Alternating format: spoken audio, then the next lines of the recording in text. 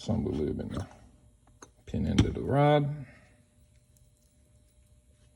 I typically mark the rod with the cylinder and the piston with the cylinder, the side that the chamfer goes to, so the pistons are oriented correctly. Just an easy cue when you're assembling them.